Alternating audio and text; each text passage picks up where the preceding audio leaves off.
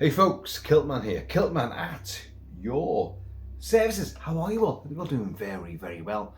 And yes, I'm painfully aware of the J.J. Abrams lens flare, which is now just scything into the frame right now. But ordinarily, I'd have gone like, oh, we'll take the light bulb out, we'll do this, we'll do that. But I've just had a super big, horrible shock. Cup of tea. This cup here, in fact, Captain Kronos Vampire Hunter. And what happened?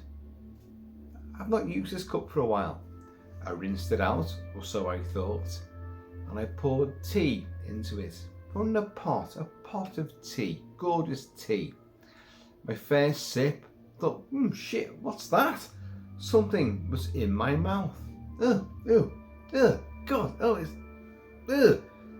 you can't swallow it, it's just too horrible, icky. No, gotta take it out your mouth.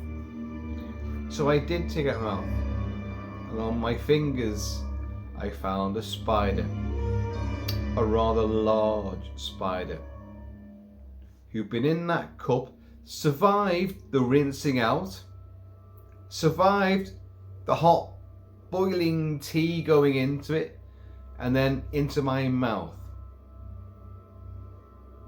You know me and spiders, I've had not one but two horrific spider bites, one very recently, and that weren't good. He was dead. The motherfucker was dead, but you know, it was like I had to extricate this 8-legged fiend and his big fat bulbous body from my mouth. A bush took a trial, folks. I ate a spider. Well, almost. Not good. Anyway, listen. We have a big unboxing to do. This has come from Rocky, Halloween Rock in South Alabama, over stateside, has sent a box of Transatlantic Treasures, and it took about 4 days to arrive. He has sent things before, as you guys well know. You've seen the t-shirts, the figures, the stuff that he sent, the merch he sent before, all been spectacular. And he's had trouble sending things before, but this came through like absolute like rocket speed. It was there, and we have it now. And I will unbox it. I know not what's in here.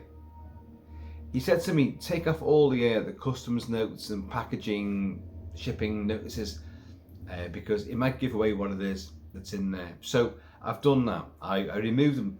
It arrived yesterday, and I just sliced them all off. It is a box which has been quite fantastically sellotaped and gaffer taped, and it's sealed down like Fort Knox. And I've took off all the addresses, everything, and I will now dig deep into it. But you've seen me doing unboxings before, and of Halloween Rock, H-Rock, beforehand, and so it's merch. I know he's already said there's t-shirts, there's things to do with Hammer movies. He said get your Hammer horror masks out. So I've got, you know, a deluge of these guys are here right now, and he said there's nothing to do with John Carpenter. John Carpenter, my hero, of course, the best, the most fantastic cult director the world has ever known. And I've done so many videos, and you know how much I love John Carpenter's movies. Well, there's fuck all from John Carpenter in this box. Apparently, he said there's no John Carpenter, so don't worry about that. He said there's one werewolf thing. You guys know the werewolf, the Wolfman, my favourite creature, monster in the pantheon of terror titans is the Wolfman. So there's one thing to do with that. But there's magnets. He has sent movie effigy magnets in the past before, and many of them are over there right now. We have not one, but two old school, floor standing 6 to 8 foot filing cabinets, old school brown and khaki filing cabinets, really old school. There's one right there, there's one in the hall as well, and the magnets are all over these. We've got a great big fantastic ultra modern bloody fridge freezer system just there. And in the past with our older freezer systems, we've had magnets on them, and this time, because this is so gorgeously futuristic, Mrs. Kilt-Man said, no, none of your shit is going to be on that. So there's no fridge magnets over there, but they are on this. And he said this fridge magnet's going to be in this. And there's t-shirts and a DVD. I'm sure he said, can you play American DVDs from, don't forget he's from South Alabama, can you play American DVDs in your systems? Well, I can play anything from anywhere. I've got stuff from Mars, I can still play it. You've got to plug it into your anus, but it plays out in iridescent colours. But yeah, it's great. And you get a good colonic irrigation as well at the same time. So the box is here. I've ripped all the shipping notes off it. There was a letter attached. He said, like, read this before you do the unboxing. And Halloween Rock, H-Rock, Rocky, is great. He writes handwritten letters to you. Okay, they're attached to a crate of goodies. I've not, apart from himself, I've not seen handwritten letters from anyone since the 1970s, early 80s, pen pals and people like that. And it's great to see someone, and several pages long, and it's just like a kind of catch up, a bit of like what he's done, what his interests are. It's wonderful. It's wonderful. And I do love it. And I wish I could, if you hear the cat is now choosing to nibble on the dry crunchies. She's had her meals for the day, but there's a little dish of like the dry crunchy stuff, and she's like, well, oh, my dad's doing his talkie thing, so I'm going to get involved in this. So you'll probably see her jumping around and knocking masks over and being a complete and utter Neanderthal varmint throughout the course of this. And she's just stalked off right now, so we're all right now. We're all right. I think we should be okay for a while. But yeah, handwritten letters. I think that's great. It's a lost art, writing letters to people. Emails and text messages are bullshit. It's all condensed. You shorten everything. I'm one of these that still, when I do a message to someone, be it on WhatsApp or Messenger or an email, which I don't do emails very often, as H-Rock knows, and but I punctuate things. I put commas, I put apostrophes, I write grammatically correct, punctuatedly correctly sentences, and no one else does that. And like, I do it on little messages too.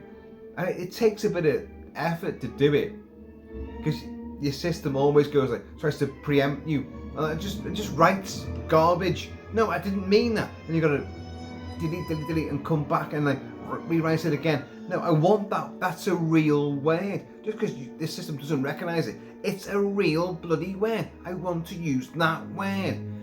The apostrophe's in the right place, So I applaud him for doing this. So anyway, all I know about what's in here is Jaws and Jaws 2. Jaws 2 specifically, you mentioned this, and Hammer, hence get the Hammer masks out, and one werewolf thing. What else was there? I wrote it down. Hammer mask, werewolf. That's it. That's all I've got. So anyway, box is here. Box massively. I've took off all the shipping notes. There was tons and tons and tons and tons, and stickers, and oh god, it was all over the show. But let's see what we've got in here. I'm playing Alien, Jerry Goldsmith's score for Alien. I don't know why, because I've got no idea what could be lurking within it, apart from Jaws 2. And if it isn't Jaws 2, he's just done that on purpose to throw me, a wobbler. Well, who knows? Let's leave that on for now. I'm now going to make the first incision with the Ski and Do. Oh, aye, the trusty Ski and Do. Look at that. Oh, aye. And where does your wee Scottish dirk, your Ski and Do, where's it live? It lives down here, down your boots, down the side of your wee bootsy there. You probably can't see that there, but it lives down there. Against your calf and nestled in your sock or your boot, and I can't get through this because it's crap. I've had this. I've got another one which is not. It doesn't look as good as this. This is a gorgeous one, pure antler head as well. Beautiful, but it's not very sharp. It doesn't do to sharpen one of these knives when it's going to live down there. So, it's kind of blunt, but I always love doing it. For so many years of doing these videos and unboxings, I have used this. Oh, it's quite nice. Oh, there's big bubble wrap. I should say, it's written here, happy birthday, and there is a bloody handprint there, because in literally I think 3 weeks time, it is my birthday, June the 12th, my birthday, and Mrs. Kilt-Man, my wife, birthday on the same day, June 12th. Yes, there's some. My God, he's done this really well. There's blood. I'm actually getting a bit frightened by this now, because there is massive blood stains all over this. Look at that bloody handprint, and there's blood stains all over the box. Oh, I should say, he's written on the underside of this. Let's show you this as well, before we divulge any further. Right, under here, you got bats, and I think down here you've got a skull, a grinning skull. All is on his own artwork, and a jack-o'-lantern. To Kilt-Man from Halloween Rock, who dwells in a land of forever night and embraces the bliss which is Halloween eternal. Don't we all? Quotation marks. So now dim the lights, grab a bottle, and let's get down to the business of horror.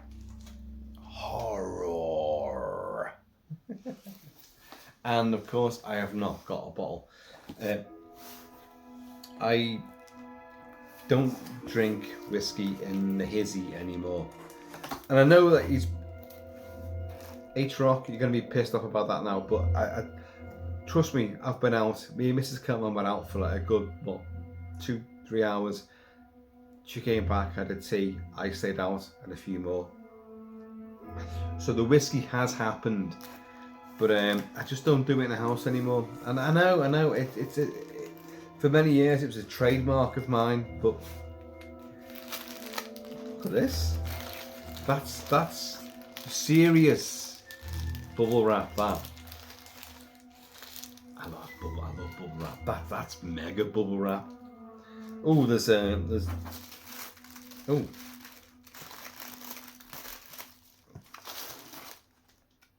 card. That's a card, isn't it? 2025 Kilt-Man. Am I supposed to open these? I mean, things like this. It's a birthday card. It's a it is a Jaws style birthday card. Happy birthday. That's with the birthday cake in the shark's mouth. That's definitely a shark. Yeah. I know what one looks like. I've seen one up close. Hope it's totally Jawsome. Happy birthday, Kilt-Man.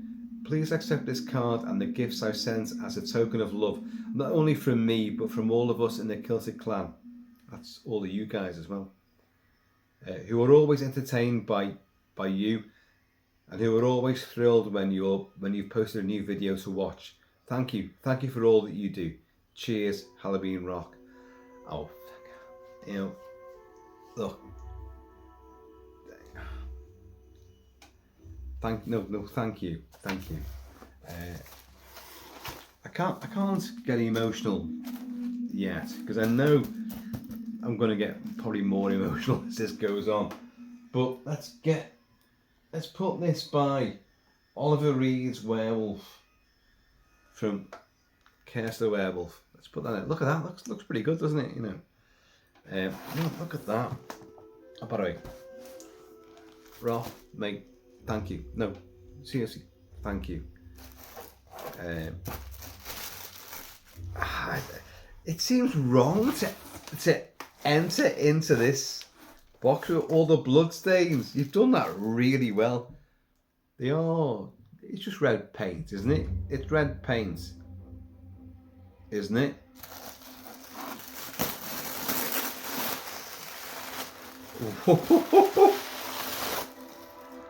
Okay, I've not read it yet, but look, straight away we go into.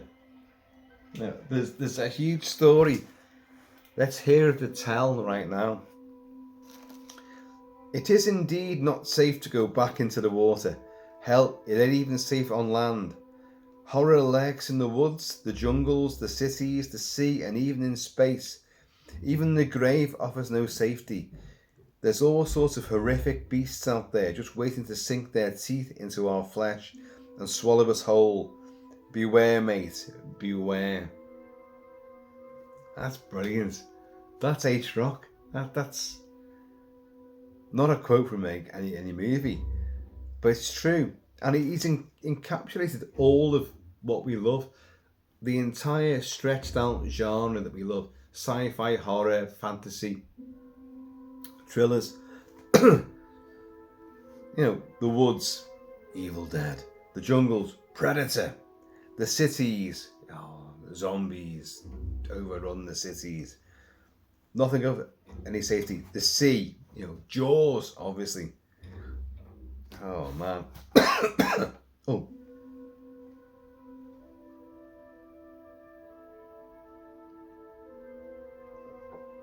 Regular viewers know that when drinking whiskey in the last, 6 to 8 months has produced a dry, tickly cough in me. Possibly not a great sign of things to come. And I've been great the last few videos, no cough, but I have drunk whiskey today and quite a bit of it too. So, right, I've got to lift this now. So I hope the cough doesn't intrude too much. He says coughing. Jesus Christ.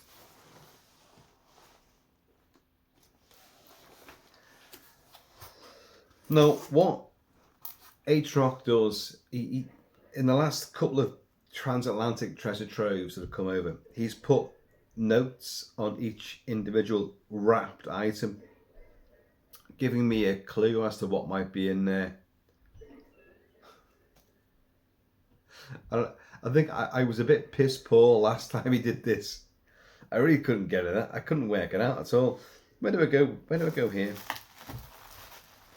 Let's go with this. Oh, right. Ooh. Things are stuck together.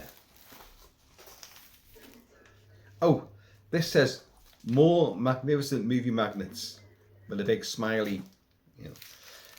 So let's open these. these will be movie posters, I presume. Looking at all the ones over there on the filing cabinet, they will be movie posters encapsulated on magnets. Oh, look at that. Let me see what we got here. Oh, I'll be back. It's the Terminator. Look at that. Iconic. Fantastic. Oh no. I don't know the call. Predator 2. The film everyone just chooses to forget. We've got this 2025.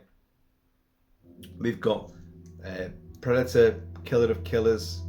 Killer of Killers. And you got Blood Hunt. Oh God, what's it called? The live action one, both by Dan Trachtenberg. It's a year of Predator, and everyone forgets about Predator 2. Fantastic film. I've done tons of stuff on Predator and Prey. I need to do Predator 2. Oh, and hello, Predator. One of the best action, thriller, adventure, horror, sci-fi action movies going.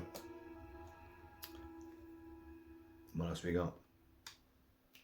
Another sci-fi horror action movie, which is superlative. Aliens. This time it's war. Oh, and this one itself, the progenitor, Alien itself. Fantastic. I'm looking at all the magnets here. A lot of classics there as well. Oh my God, Race with the Devil. And do you know who directed that? Jack Starrett. Jack Starrett, who plays Galt in First Blood. Galt, who beats the shit out of Rambo in the jail cell. Well, the man said, "Clean him up." Boot. Clean him up. Yeah. And falls out the helicopter and gets his head stoved in. Jack Starrett directed this. Peter Fonda, Warren Oates. Fantastic occult 70s movie. It's a road odyssey, a road movie, but with the occult at every turn. Every which way they go, the conspiracy closes down. They witness a murder, an occult ritual murder. It's stupid, because all of America seems to know about this and close down on this camper van with two couples in it with their own motorcycles strapped to the back. They've got shotguns and they run the gamut. You've seen it. It's a classic 70s, pure nightmare scenario. It's ridiculous at the same time, but it's such a great movie. I love that movie. What next? Oh my God. The Devil's Bride. Devil's Bride. That's an American title for something else, which I can't remember what it is. Can't remember what that is. Let's put that. Kilt-Man puts it to one side very hastily. That's another movie. That's not the movie I know it as, and I can't think what it is. Oh, Hammer's Dracula, Christopher Lee, Peter Cushing. A movie that changed horror cinema by being lurid, sexy, full of colour and a bit of gore as well.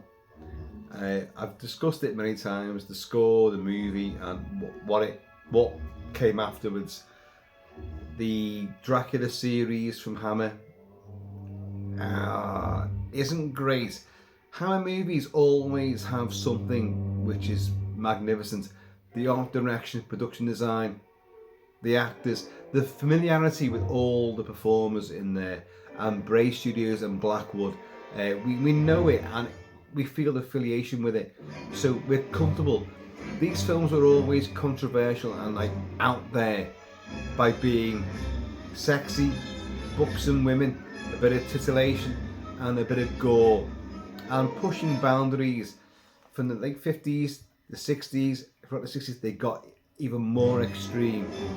And Hammer, well, look, I've discussed Hammer movies so many times, but this is one of the prime movers and shakers. Curse of Frankenstein as well, which came up just before this, and The Mummy, which came out just afterwards. They're the films which cemented Hammer as being a real, I don't know, innovator in the genre. But fantastic stuff there. The candlesticks as a crucifix, pulling down the curtains. Peter Cushing, the world's most gaunt-faced, diminutive, spindly action hero ever, running across a big trestle table and like pulling down the curtains and battling Christopher Lee's suave, sophisticated, aristocratic nobleman vampire. You know, the Lord of the Undead, battling him who towers above him. Oh, speaking of towering above people, King Kong. Look at that. Well, that's an unusual. It's an unusual picture, that one. Is that meant to be from the take on the original, or what? I think it is. Because that's the Willis O'Brien face for Kong there. It's just the poster design, the artwork, it's a little bit unusual with all these natives running around here. But King Kong, it's one of the greatest movies ever made. Fantasy, action, adventure, horror, monster movie. A film that introduced film scoring. Max Steiner did The Most Dangerous Game, which was filmed right alongside King Kong. Some of the same cast, all the same production crew, and suddenly you got film scores which told the film story in musical terms alongside the visuals, but people wanted to hear that music separately, so suddenly you had film scores and composers that did music just for movies, and you and all of you, well, some of you in the back row there, we're all massively into movie scores, because I've covered them a lot on the channel, a lot. Is that a note? Oh. He writes little notes, does H-Rock, on this stuff, and I thought that was a little note there. Isn't that like a reanimator? You know, put that in a syringe, and you can reanimate, you know, your dead cat. Oh, tiddles. Right, now we have a lot of stuff here. So, where do we go? Let's go here. Let's go here.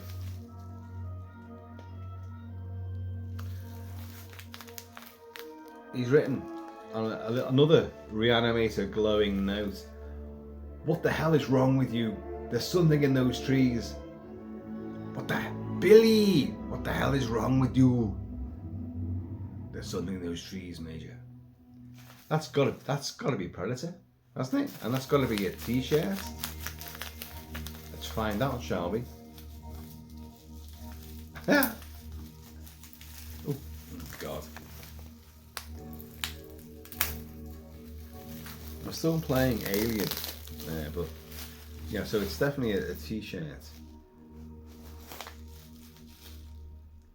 There's something in those trees. It's got to be Predator, hasn't it? But I could be wrong here. Ooh. Right.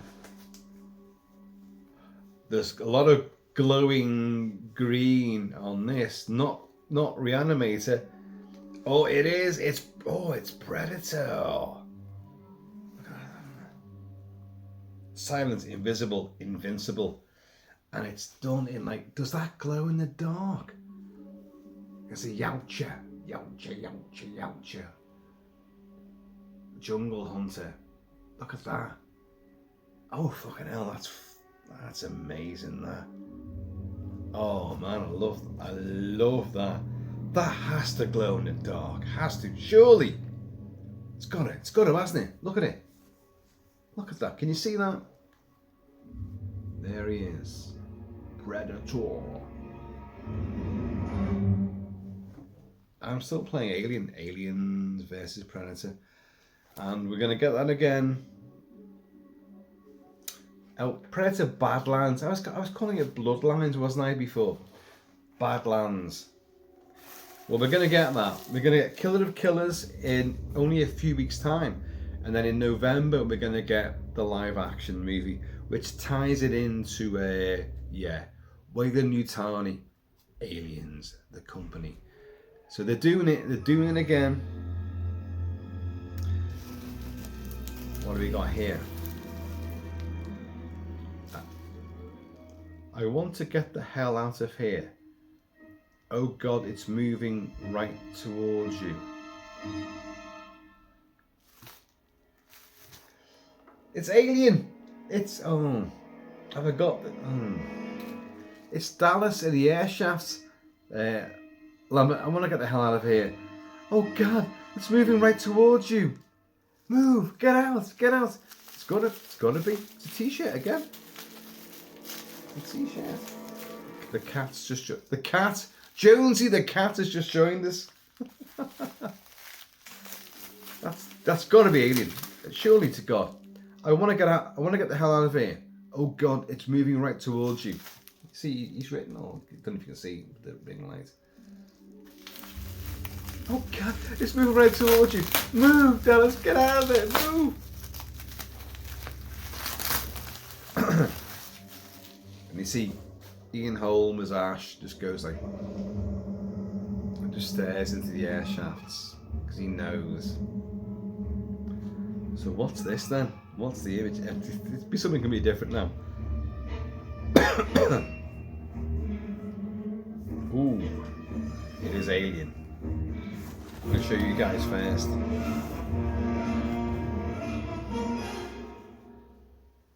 What is it then? What is it? Alien. There are things so terrifying they only exist in a nightmare or outer space. And that's kind of like, that's a beautiful design.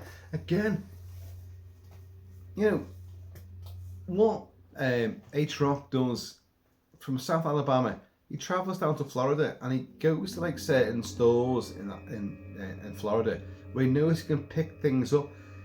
He sent some absolutely tremendous t-shirts, Halloween 2 and the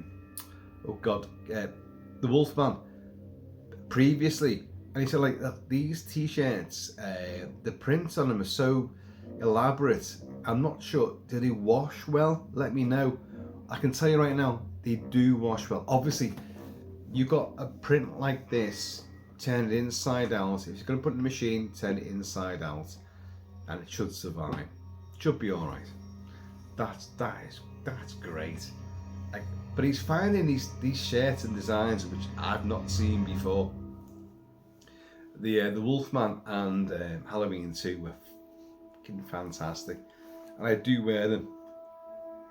But look at them. Predator glows in the dark. I'm sure that probably does as well. Oh. So where do we go now? Oh, hang on. Tonight, when the sun sets, it's going to be every man for himself.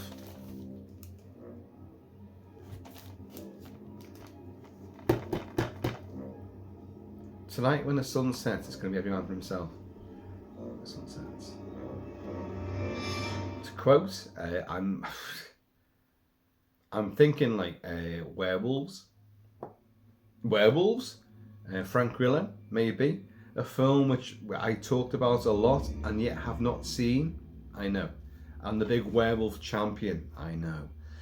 But it came and went, and after it being denied the UK cinema release, and then it got denied so many other avenues, I was like, oh, forget it. Ended up watching Blumhouse's Wolfman instead, and hated every fucking minute of it. So tonight, when the sun sets, it's going to be every man for himself. I'm not saying that's what it is. I've got no idea what it is. Or is it Dog Soldiers? It sounds werewolfy to me. But yeah, I've got this massively wrong. I can't get into it.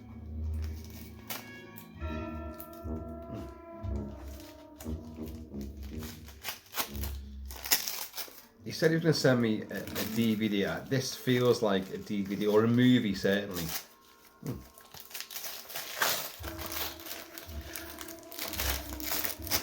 It is! It's Werewolves, Frank Grillo. It's Werewolves. Oh, brilliant! You know, God, there's me going. Oh no, that ship sailed. I'm not going to watch that movie because everyone else has seen it, and I didn't get to see it before anyone else, so I couldn't report on it. And I'm the werewolf champion. There's Grillo on the back there with a massive minigun, by the looks of things. Lou Diamond Phillips. Oh no, I'll be honest, mate. Cheers for that, because we've discussed this before many times that I was like, no, can't be arsed, not going to watch it. And you can stream it now. It's been available for streaming since, well, January this year. But I was, no, I'm not going to do this. Now I've got no excuse. I've seen images from this movie. Many of you have probably seen it. People have told me like, oh yeah, it's okay. Someone said, no, watch it. You're gonna love it. You love werewolves. You're gonna love this movie. So, and I love Frank Grillo. Frank Grillo is an action supreme, an older guy. He's older than me, and he's fucking ripped into hell.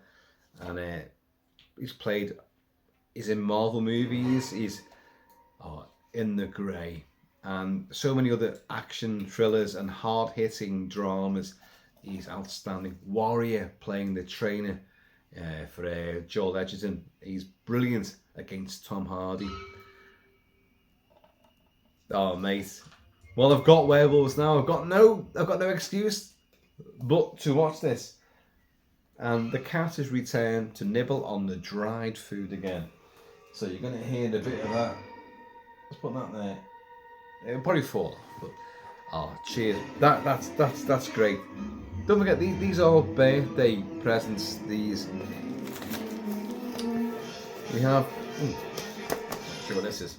Hey brother, this has nothing to do with any movies. I just thought you could use it.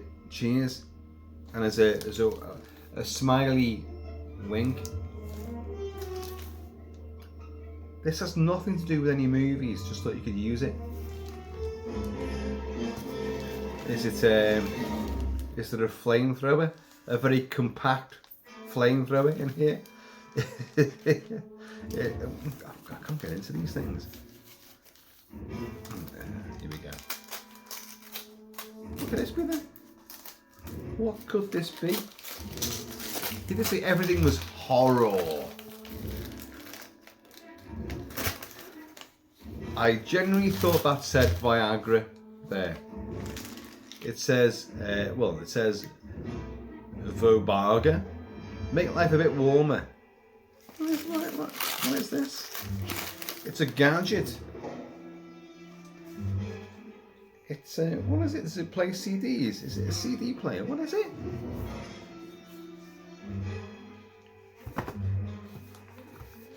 It says right there, it's a coffee warmer. Make life a bit warmer. I so didn't get that at all. A heating plate. Wow, looks kind of cool, doesn't it? That looks high tech. That looks like that. You know, if I annoy it in the morning, by midday it will have taken over the world in vengeance. You know,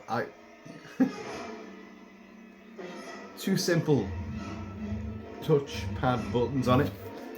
A coffee warmer, but obviously it will warm anything. You put it on it, you turn it on, warms it up. Brilliant. So it's like, what's it, like a mini microwave? A pocket-sized microwave? I love it, mate. Oh, that's great. Water, tea, it tells you. Water, tea, milk, coffee, beverage. from Shenzhen Tonish Company, Shenzhen Garden, Science Park, Nanshan, Shenzhen, Guangdong, China. That's brilliant. That that's a bit of fun. Didn't expect that at all. Yeah, I'm gonna definitely use that. I could well. That's actually water. Cheers, y'all. And cheers from the late great Joost Janssen, who played Captain Kronos, Vampire Hunter, sadly deceased only a few months ago. Cheers, y'all. And cheers to Halloween Rock, H-Rock. Bit of tech as well. That's brilliant. There's different colours on these. I wonder which one I've got. I wonder which one. Should we have a look? Show me. Oh God, I've got to cut through it, haven't I?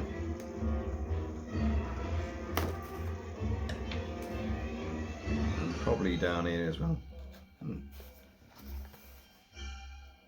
Just want to see what colour I've got.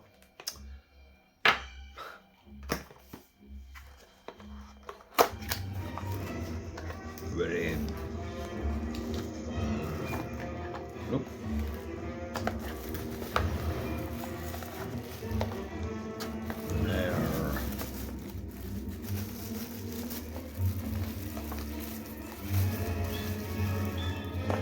There. Well, black. Oh, it's very dark, put it that way. Look at that. So obviously you're on off things and you... Oh, brilliant. Brilliant. No, I'm actually made up with that. That's a nice bit of weirdness. Right, what else we got here? Let's go for this. Oh, that looks like figure. Blister pack figure. Are you talking figure? Action figure. This can never end in anything but evil. This beer can? No, this can. This can never end in anything but evil. That's Frankenstein. Frankenstein Hammer. This guy, Christopher Lee as the monster. Paul Kremp, Robert Eckert says to Peter Cushing as Victor Frankenstein, this can never end in anything but evil. Am I right? Let's see what we get here.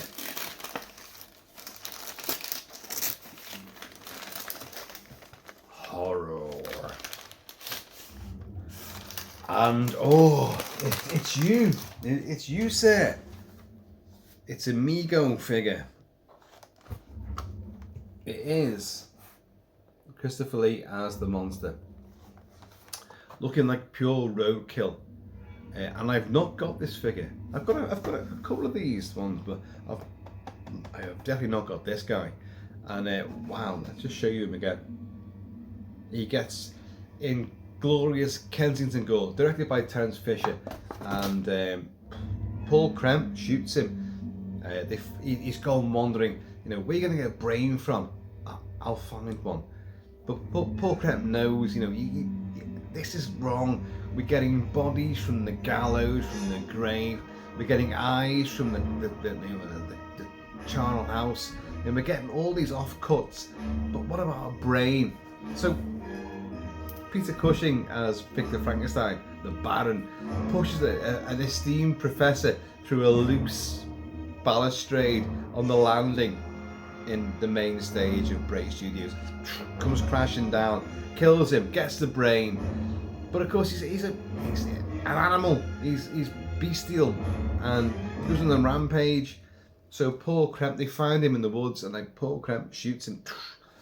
And in a great, really shocking scene for early days of horror, 1950s, 58, 59, I think it is. 58, I think Dracula was 59, whatever. He goes, Christopher, he goes, and blood pours down his face. Oh, and it was super shocking. And that pallid face, that face there, as you can see there, and blood pouring down. It's like it's shocking. And then all the scars. It looks like something out of a road accident. Oh, it's brilliant. 8-inch action video, 14 points of articulation. We have a similar from the range here from Plague of the Zombies. They are great figures. And I'm looking at the scars on the face there and the hairdo. Trick or Treat Studios fucked up the hairdo on their mask there, right there. I did a video on all these masks here. But I mean, it looks like Frankie Howard. Anyone who knows British comedy, Frankie Howard, titty ye not, that's Frankie Howard. Frankie Howard there, more than Peter Cushing, Christopher Lee. That's brilliant. Oh, thank you, sir. That's brilliant. I'm not going to get it out the packaging right now. I will, but not right here, right now. That is clearly another figure. I can tell by the all this sort of thing here. And we have a quote. It will kill us. It will kill. It will kill us. It will kill us, all of us. It will kill us. It will kill.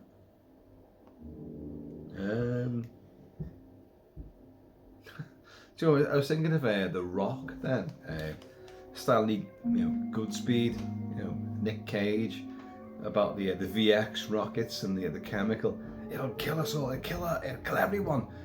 This one right here will just kill us, but the rocket will kill everybody. It's the Mummy.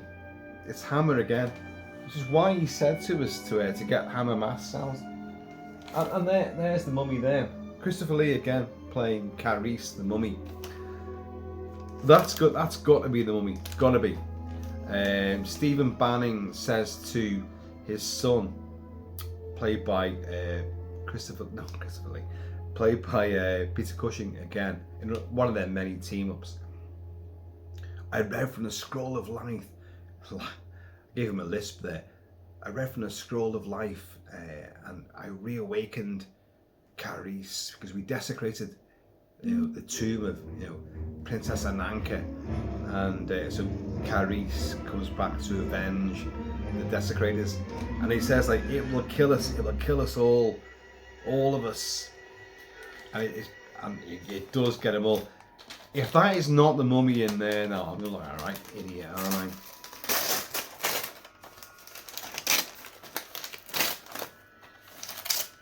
I've got the music to all these fucking movies. Why am I playing them? I haven't looked yet, It might not be. It might be the Mummy. Have I got it? Oh, I've definitely got it. By the score. But is it on this? It is.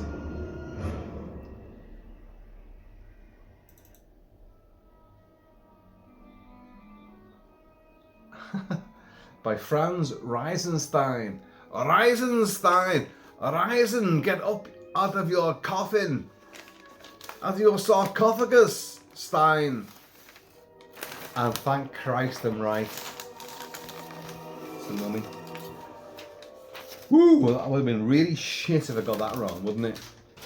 It's the Mummy. There's Christopher Lee in the Rory Ashton's fabulous makeup, which you see right there. One of the best masks that Tots at Trick or Treat Studios have ever done. Is outstandingly good and so accurate. The eyes, the mouldy face, it is just brilliant. And there he is, looking massively intimidating. Big, loomy, monstrous, unstoppable. The Mummy, everyone goes like, oh, the Mummy's just dead slow, it just lumbers. But the Mummy doesn't stop. It doesn't stop. It's going to pursue you. You desecrate the tombs, you infidels, and it gets brought back to wreak vengeance upon you and all of your kith and kin. It will not stop. It may take its time, but it will get there in the end. and it's going to put the strangulation on you. Yeah. And also in this movie, back breaking as well. And Hammer did a few more mummy movies. I think I've covered a few of them on the channel. I've covered this one on the channel. Hammer copied the Universal template with the Dracula movies, Frankenstein movies certainly, and mummy movies. And in Universal and Hammer, it was a lesser degree as the series went on. But the Mummy, I love the Mummy movies because whenever he's on screen, no matter who's playing him, who's swathed in bandages, he's a very intimidating force, and you can't fight him. He will, no matter how lumbering and slow he may be, cumbersome, he's gonna take you out. And this version, he breaks the bars, high up bars. The guy who's being looked after in a psychiatric ward, and he still comes in and gets him, and he crashes through French windows several times, and puts the frighteners on Peter Cushing, but Peter Cushing misses. It's a dead ringer. Isn't it always the way? The Mummy's misses. The Mummy's the one he's devoted to. He finds a reincarnated version several centuries down the line, and he's stymied in his attack. He can't speak. He's won't kill you but love you. Oh, I'm transfixed. And it becomes the catalyst for a lot of the plots in these movies. But wow, look at him. Big chest on him as well, and Christopher Lee, towering above most people in the Hammer movies. So he was a frightening monster, whether it be Dracula or Frankenstein's monster or the Mummy. Oh, it's great. Oh, cheers. That's fucking brilliant. I love these figures. I love them. Where are we going now? There's more. There's more. What's this? Oh, hang on. There's something that says, read after you open this. Okay. But why don't you shoot him? It would do no good, my dear. Careful, I'm an unboxed figure. Why don't you shoot him? It would do no good, my dear. Well, that sounds Hammer, doesn't it? It would do no good, my dear. Well, read after you open this. Let's take that out then. Okay. I can't think what it is. Sorry, I should have said, why don't you shoot him? It would do no good, my dear. The Wolfman. Is it Kirstabel? Is it? I don't know. Why don't you shoot him? And there's a big question mark as well. Why don't you shoot him? You guys probably recognise that quote. I can't think. Why don't you shoot him? It would do no good, my dear. Oh, you got me, man. You got me. I don't know what it is. Oh, and it's wrapped up even further. Oh, it does say, careful, I'm an unboxed figure. Ah, okay.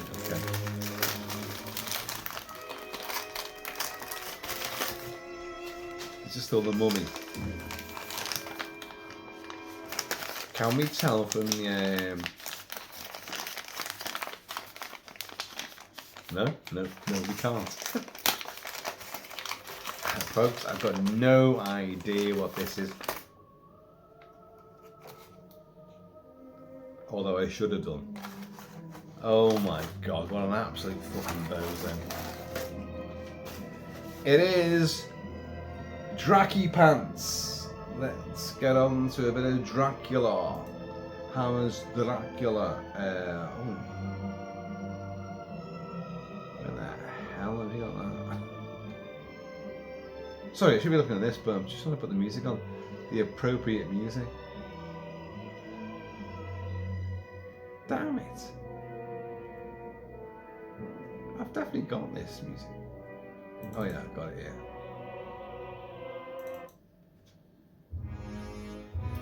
James Bernard.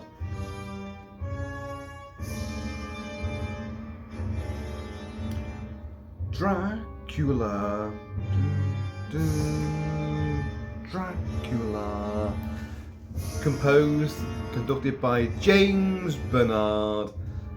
And that is the me. Oh, it's good, isn't it? It's a good fit. I've not got this figure again. Look. Looky, look. The grey wisps in the hair, the cape, the aristocratic nobleman bastardo qualities. Look at, oh, he's got a bit of a loose arm, but you know, and the red inner lining of the cape.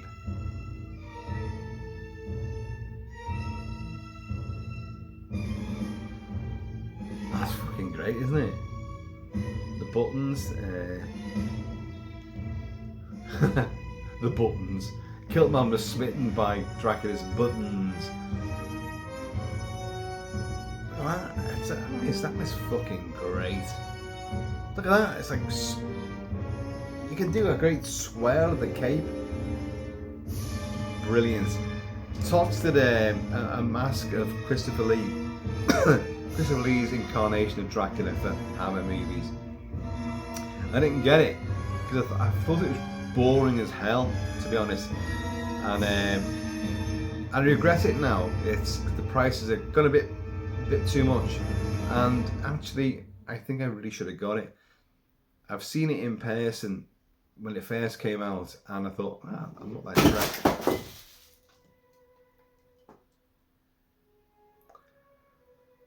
I'm not that impressed, and then I've seen it again in the last couple of years, and I thought, yeah, actually, that with lighting and people doing certain modifications, I thought, yeah, that looks really good, and I could do that.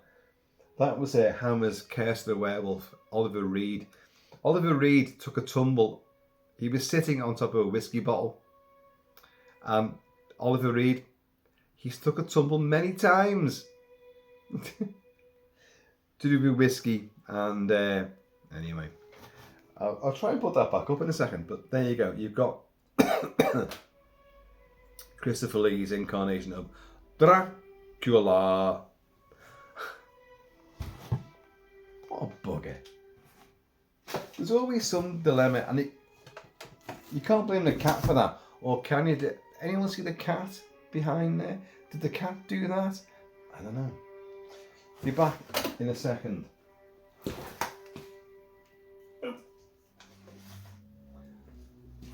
Let's see if we can last a little bit longer this time. So that's the Oliver Reed.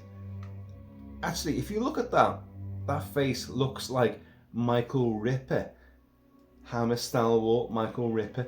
The face looks, it's great from the side on. That's pure Oliver Reed in the makeup, Ray Ashton's makeup, but that way I can see Michael Ripper. And Michael Ripper, of course, to Hammer aficionados, played everything, every walk of life known to man. He played it. Landlords, gardeners, groundsmen. Oh God, it's not gonna sit on then, is it? Will you just do this for me? Just do it. Oh.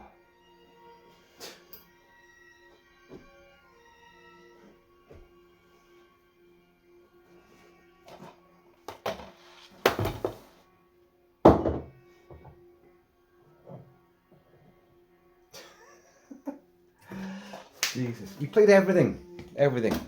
Drunkards, landlords, sergeants, policemen. He played everything. And well, I don't know. Look, I'm going nowhere with that. But let's get the box back. The big, bloody happy birthday box. Look at them. The blood smears look amazing. Poster.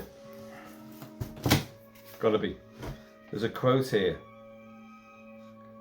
But it's out there all right, and it's a big mother to it. That's Jaws 2. Jaws 2. It's gotta be Jaws 2.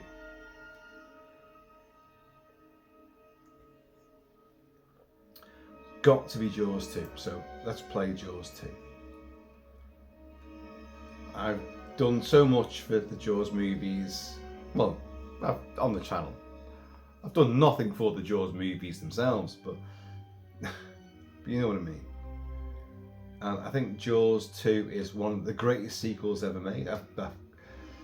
I've massively bigged the film up. Why can't I find Jaws 2 right now?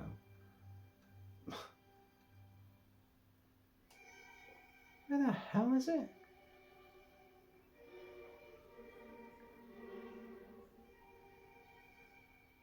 Alright, here we go.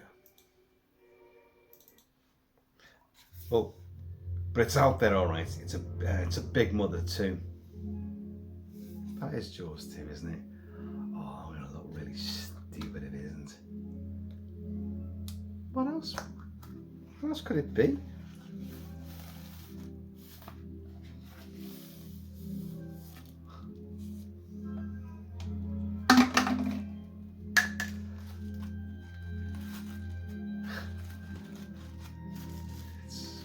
Bottle of claret.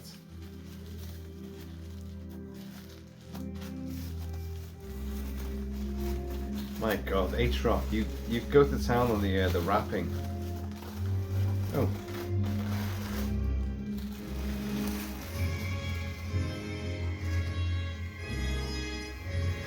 Thank God for that. It's a mini poster for Jaws 2. Look at that.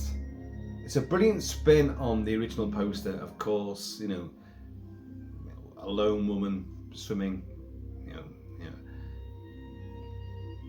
across the top of the briny, and the huge behemoth comes up from beneath.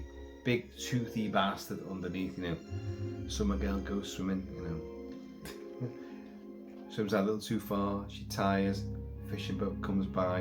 You know, I know that's not that scene, because that's.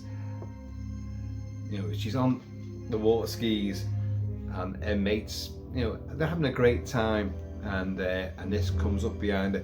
That was the poster, and like, my God, it mimics the original poster so well, but gives it a whole new slant.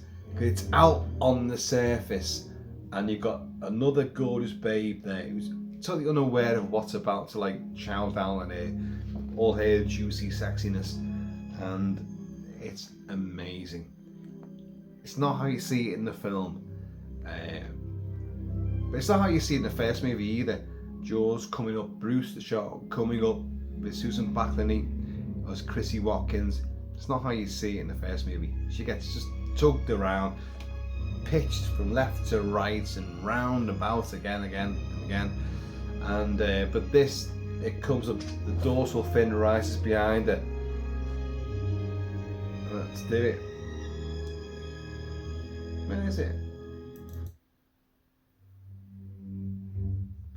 So she's getting towed behind.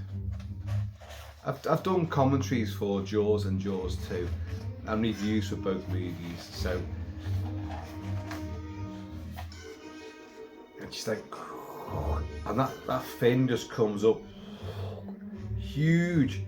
It's so well filmed as well. It's brilliant.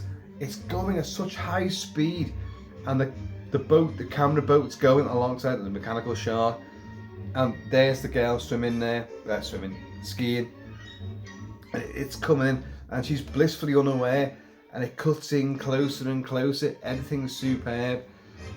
Yeah, it's brilliant, and of course the explosion, which results in our scarred shark. Jaws 2. Look, I love Jaws 2.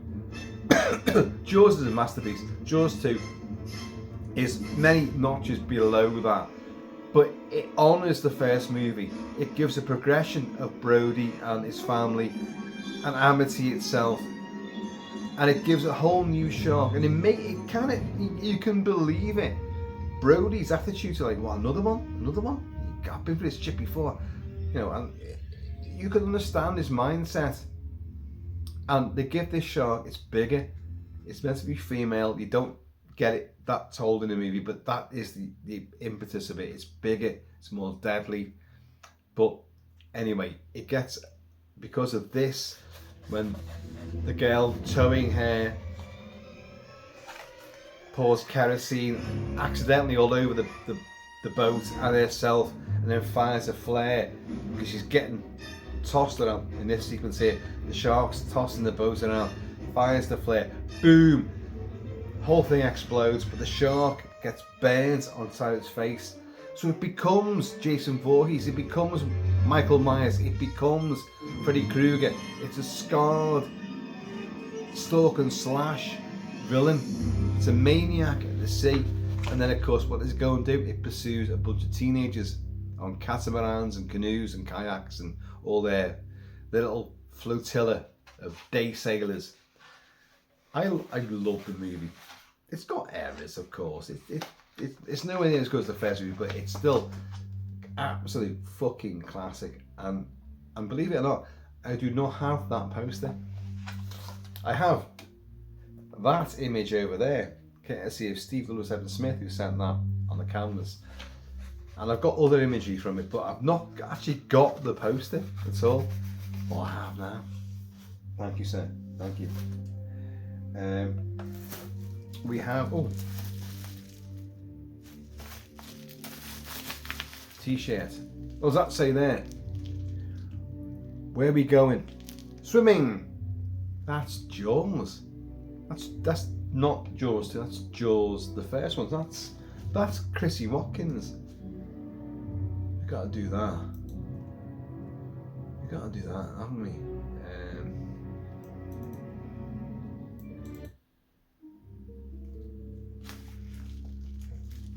Where are we going? Swimming! And she runs off, superbly sexy and good, silhouetted. A PG rated movie, and certificate A in the UK.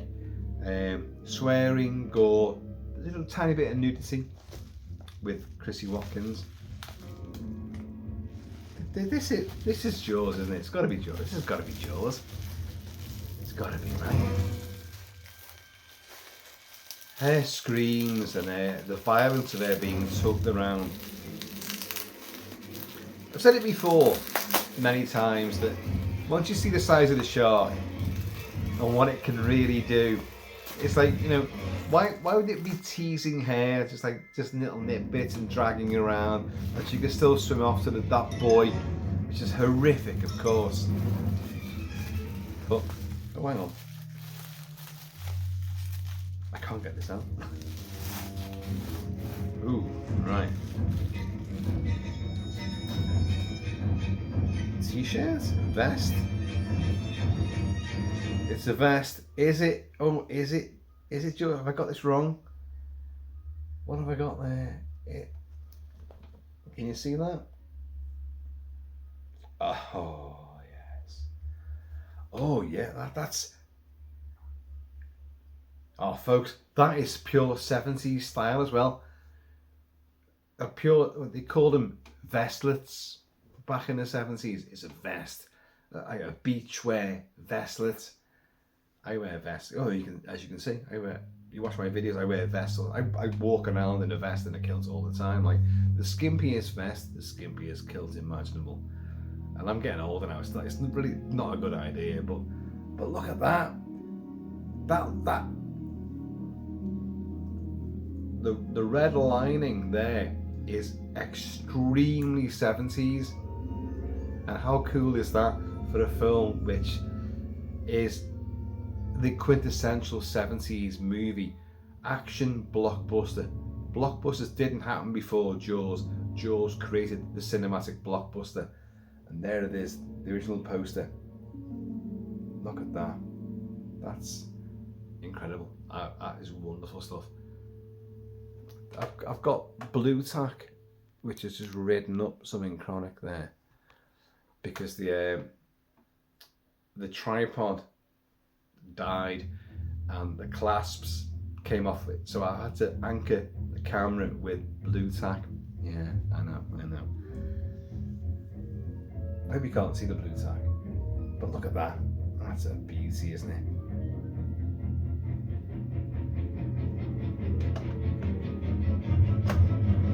Ah, yes. Official Jaws merchandise. The stitched in label there. Again, H-Rock. Thank you. There's more, folks. There's probably a hell of a lot more than I think. There's something sitting in the corner here. What's this? Oh, read this after you. Shit, did I read that before? There was a read this after you open it before, which I didn't. Did I read this out before? Oh, it's about the Dracula figure. Oh shit, hold on folks, hold on. Let's get him back. It's about this figure. The line I use is from 1966's Dracula Prince of Darkness. Oh right. Right. Because in the first Dracula film the cape is completely black. Very true. Then the second, yes, oh my god, and there's me fucking going on about, oh look at that, the red of the inside of the cape. Then the second Christopher Lee Dracula film, Dracula Prince of Darkness, some would say is a better film than the first one, and it's certainly more shocking. You know, the ritual to bring Dracula, reincarnate him, hanging the guy upside down and slitting his throat. Barbara Shelley getting staked, oh my god. Second Christopher Lee Dracula film, Dracula Prince of Darkness. The underside of his cape is red and it stays that way from 1966 to 73. Plus the expression on his face looks like a scene from the 1966 film. Well, yeah, it's the feral hiss and snarl is from the first movie, but it is. In fact, he would use it a lot throughout the rest of the tenure. A scene in the castle where the background was lit in red light.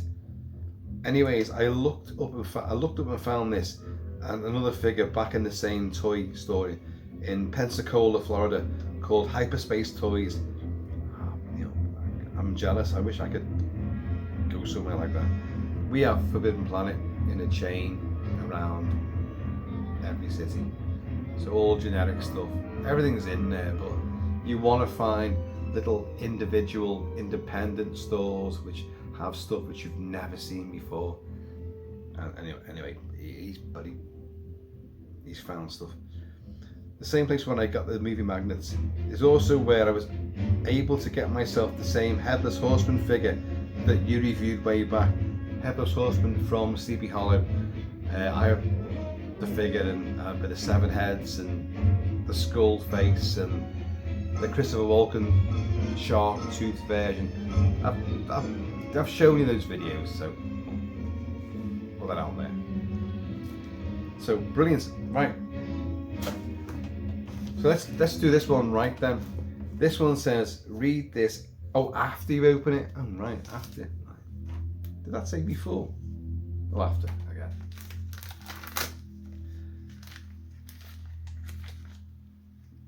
I don't know if you can see that. That is there's a shark on that wrapping paper there.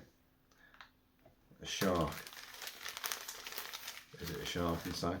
Oh, that was the explosion. 1 minute they were having a wonderful time, and the next, that's Jaws 2 again. It's Jaws 2. Right, let's get back on the Jaws 2.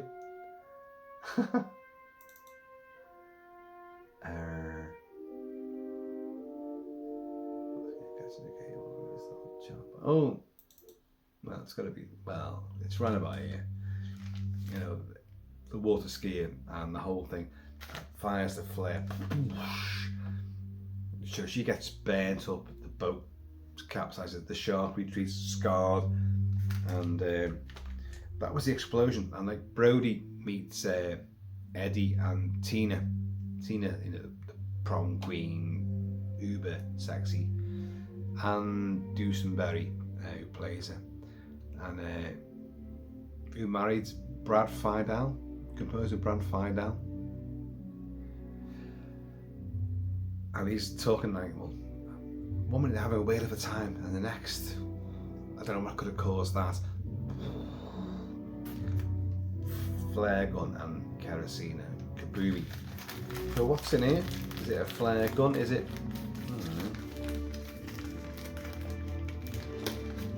Read this after you open it. If you can open it. God.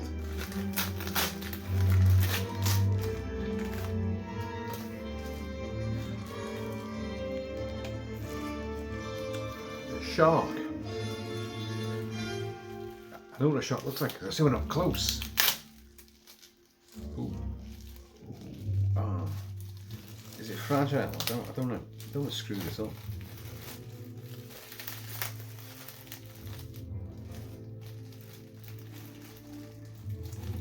Oh yeah, we got a lovely great white here. We've got a lovely great white with a charred face. Where the hell did you get that? Oh, sorry. Look, can you see that? That is the Jaws 2 scarred, burnt face. Look at that. Can you see that? Where the hell did that come from? I've never seen that before. You got that rubbery smell. If you like it, you like it. If you don't, well, something wrong with you. Look at that. Ah, that half burnt visage. I never knew that existed. Did you get that from? Where the hell did you get that from? And he's bloodied in that side of the mouth there, side of the jaws there. Can you see that? Oh, that's great. Oh, you can just see Marge in a little sailor suit she's just saved Sean, Brody's younger son. Puts him, and this comes up behind. Dun dun dun. Dun dun dun dun dun, and it takes her down. By far the most disturbing scene in any Jaws movie is that scene. But look at that burnt face. He's written something here. Let's try and get this right. Let's do this now before I forget about it. Read this after you open it.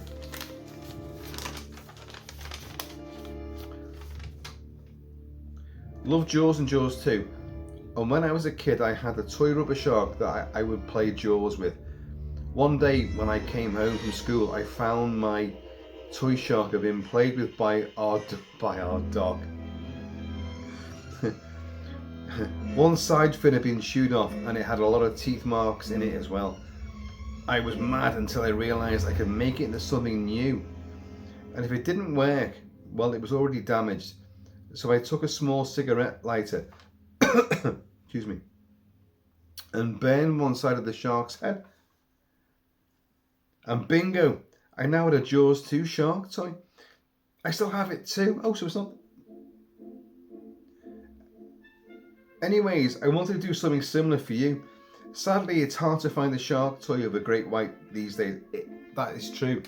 You think you could be a great white sharks, Bruce the shark, Jaws, sharks, and you want a big shark to go alongside your action figures from Necker and what have you.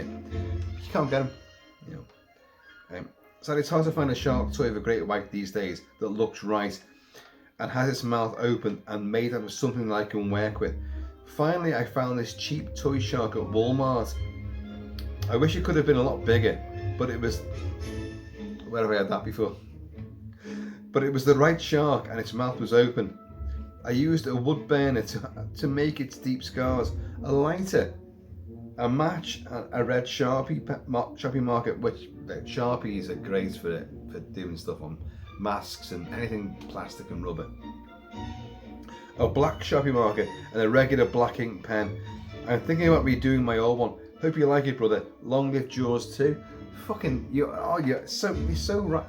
So, I thought that was an actual genuine item. That is a modified. That's independently made, customized, one-off. That's fucking brilliant, mate. Oh my god.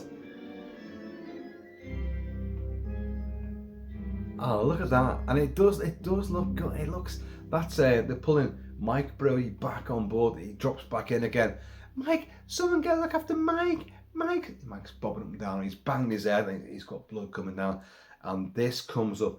And yes, I know. Everyone goes, oh, you can see how fake the jaws are. And it's all rubber and it's all bendy and the hydraulics are on the show. When they pull him out the water and this goes right beside. Are you fucking kidding me? I don't care how fake that may be. That is bloody terrifying. Big mouth full of big, albeit fake teeth, but roaring at you on hydraulics and an underwater speedboat. Get me out the fucking wing of that. And that harried visaged, burnt scar Freddy Krueger style face.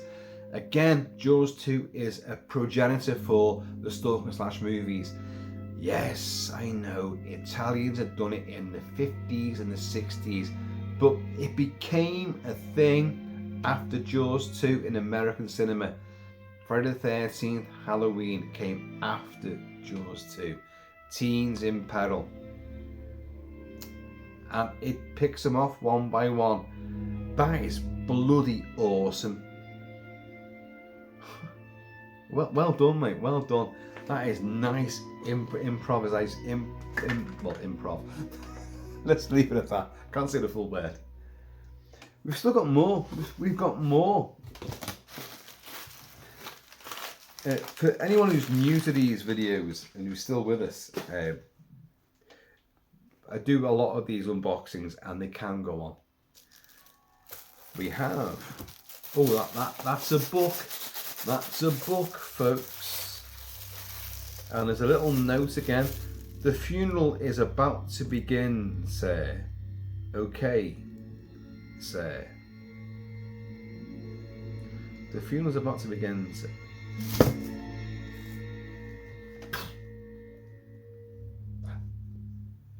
The funeral is about to begin, sir. Okay. Sir. Don Coscarelli, 1979. Phantasm. It's gotta be. What's the book though? What's the book? It won't be the book. It's gotta be Phantasm. Angus Scrimm playing the tall man who's making homunculi, making little cowled demonic dwarfs. He's using human bodies to... I can't get into it. Can't get into it. I've got the score as well, but no, I don't think I've put it on this system. It's still on the old system. I've got full score for Phantasm. This is it's got to be Phantasm. Surely I can't get it off. The funeral is about to begin, sir. Okay, sir. And it's Jodie Pearson, and he gets wasted by the blue lady, the lavender lady, and his younger brother Mike discovers the tall man and all this stuff, and it is Phantasm, the tall man, Angus Scrimm. He was in all the movies, and what's this then? All it took was a little digging. He travels around as the series progresses and gets lesser and less. Phantasm 2's is great visually. Phantasm 3, and you got Ravager, and you got but you got the spheres, and they hook into your face, your temples, and the drill goes and the blood goes whoa out the other end of it. I've got a great prop of the silver sphere. But what's this then? Dustin McNeil. All it took was a little digging. So and then was shit. I just saw it. Where the hell was it now? There's a great picture of this. There's all black and white imagery in here. You can't see that. There's the silver sphere, but it's pincers hook into your cranium, and the drill comes out. And Mike goes on an odyssey throughout, well, the rest of the movies, with Reggie Bannister as well, with his triple, quadruple barreled shotgun, taking out all these bastards, these little dwarfs, this ooze yellow blood and all that. Like, it's fucking great. And I've got to say, I've got the soundtrack, bro. It's not on. I'm pretty certain it's not on this. No, it isn't. I know it isn't. So what's this? Dustin McNeil. That's this guy. Dustin McNeil's Phantasm Exhumed is a much-needed, long overdue tribute to these seminal films. Equal parts erudite examination and enthusiastic love letter, this book provides an in-depth history and a wealth of obscure information that even the most hardcore fan will find fascinating. Engaging, compulsive reading, I highly recommend it. That's from Brian Keene, author of The Rising, Ghoul and the Last Zombie. Ready your shovels for Phantasm Exhumed, the first book on the making of the Phantasm franchise. Yeah, it's lesser as it goes on, but you'll find that with any movie franchise. It's hard. Well, maybe Mission Impossible. Maybe. First Mission Impossible, I think, is shit. I'll be honest. I don't like it at all. I like John Woo's version. I like the martial arts and the motorcycle stuff. I like that. MI3, J.J. Abrams, the lens flare. Thank you. It's great. Ghost Protocol, I think was okay. Rogue Nation's brilliant. Fallout is fucking excellent. And I really enjoyed Dead Reckoning. Dead Reckoning Part 1, as they called it, and now you got Final Reckoning, which I haven't seen. And to be honest, I don't even want it. Because believe it or not, my son watched all the movies in the run up to this one coming out, and I watched bits and bombs, and I kind of got bored, and I was like, he's too old. I don't want to see this anymore.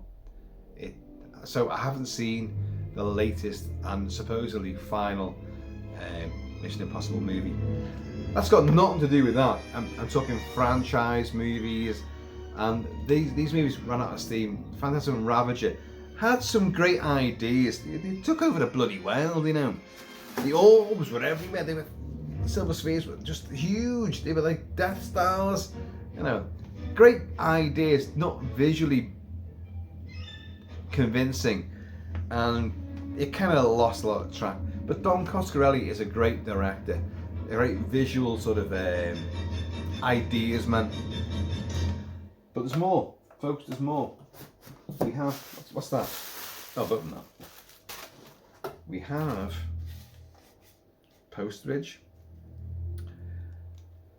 There's a big quote here. What the hell's this? Still playing Jaws 2. I mean, does she know that you're making a damn fool of yourself? You're chasing something about the size of a D8 cat with teeth. I know what this is.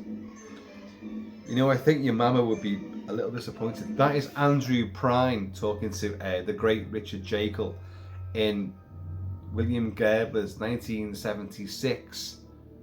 I've got it as well. I've got it. I'm right with this. I know I'm right. I've got to be right.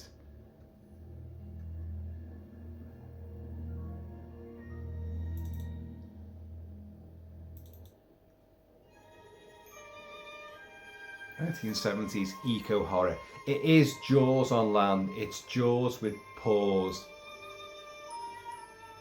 It's Grizzly. It's gonna be. I mean, does she know that you're making a damn fool of yourself? You're chasing something about the size of a D8 cat with teeth. You know, I think your mama would be a little disappointed. That's Andrew Prine, helicopter pilot, working with Ranger in a national park, played by Christopher George, the great B-movie superstar Christopher George. And you've got Richard Jekyll playing the naturalist. Naturists are new people, aren't they? Naturalist, he's out there clocking grizzly bears and the wildlife and all, living off the land like Rambo. But I've done a commentary for it. I've reviewed the movie. I've talked about it many times. I am right, aren't I? H-Rock, am I right about this?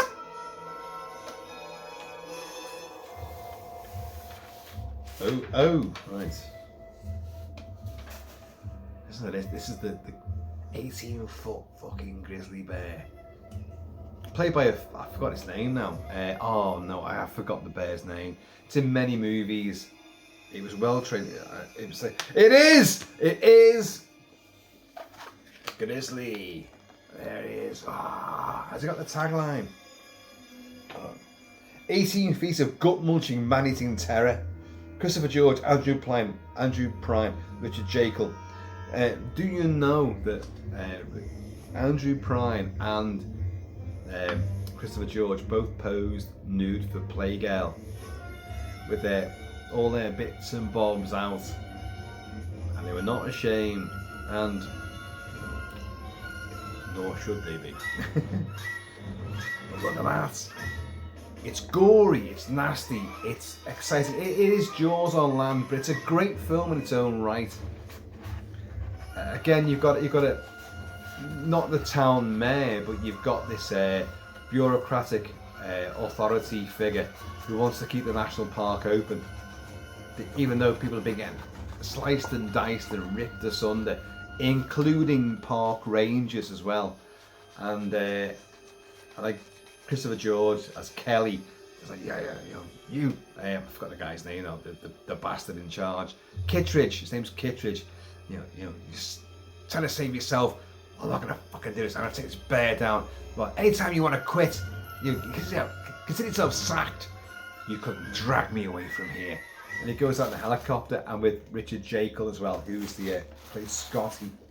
And Scotty's death scene, oh, for fucking hell's sake, haunted me as a kid. Haunted me. He's riding a little pinto pony in his denims and his little woolly cap on. He's got a Winchester rifle with him. He's finding scratches on the tree trunks, which are like 18 foot in the air. Well, more. If it's 18 foot tall, it's going to lean up. It's like you can't believe the size of what he's tracking. And as he's just going down the track, the bear comes up, decapitates his horse, and his horse totters a few steps, and he falls off his horse, and the bear, he can't get to his gun. The bear gets to him, and then throws him into a shallow grave. He's all ripped up and starts to bury him over. And then later on, when our heroes in the helicopter are trying to find him, Scotty, where are you? Scotty, we're coming for you, don't worry. And they're coming for him. The bear's buried him, and he wakes up. I can't even. It's hard to talk about. I've done it before. I've done a commentary for this movie as well. And he wakes up, and Richard Jekyll's superb. In the novelisation, which I've got, it says one of the bear's claws has punctured his lung, and there's a suck hole going on. So he's got to try and cover that. And he's ripped up, but he's alive. I've got to get out of here. And he shakes the earth off himself, and he shuffles up with that. And then you hear his laboured breathing, and then you hear, well, that's not me. And you're going like, oh no. And he turns around, and you just see his face go like that. Because the bear's right behind him. The bear was there the whole time. He just goes, oh, it's over. And then they arrive there and they find it. It's not as good. It was like Jaws. It was a PG in America, certificate A in the UK. Swearing and severed arms and limbs. Lots of bright, frothy gore from severed limbs, and really nasty stuff. And then they stumble upon his body. It could have been nastier, but you see it for a split second. His entire back has been ripped out, and he's been shredded. And I just go, oh. Andrew Prime, and who's the quote is from, and Christopher George. It's horrible. But what a movie. And Halloween Rock likes his 70s horrors and his eco horrors as well. So he knows I'm massively into this movie. I had a huge quad poster for this, and it got water damaged. When I first started doing YouTube videos, many years ago, I don't mean the one where I was dancing around to Noel Gallagher and Holy Mountain. You know, I don't mean that video. Don't ever look at that. It's the first video I ever did on YouTube. But I reviewed Grizzly straight afterwards, and had the poster there. It got massively water damaged afterwards. Sorry, do excuse me. I was drinking whiskey before, so the throat's dried over.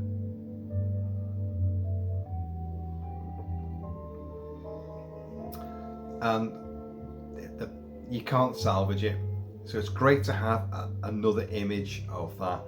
That bear takes out a tower, like in Jaws 2. You have Brody in the watchtower.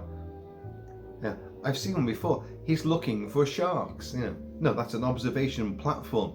He's doing meteorological observations. He's looking at birds, and he's a lookout. You know, he's looking for sharks. And there's a tower in Grizzly, and one ranger who's lost his girlfriend, another ranger, to the bear, and he's there, and it stumbles upon him and shakes the fucking tower. The whole tower collapses, and it gets him as well. Like it's a terrifying sequence. I love that movie. What else have we got? We've got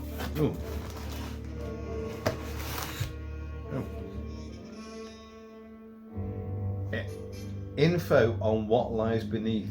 Read after you unwrap it. Special gift under here. Well, I've already took its lid off.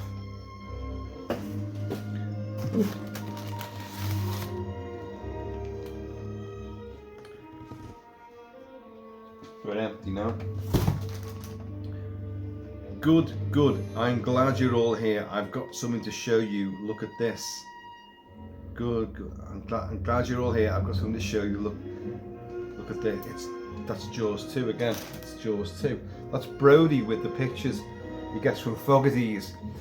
The two divers that go down and find the orca and get taken out the neck. Underwater flash camera. Falls to the deck. Takes shots. And Brody goes into the selectmen and Mayor Vaughan and Larry. Who's the other guy?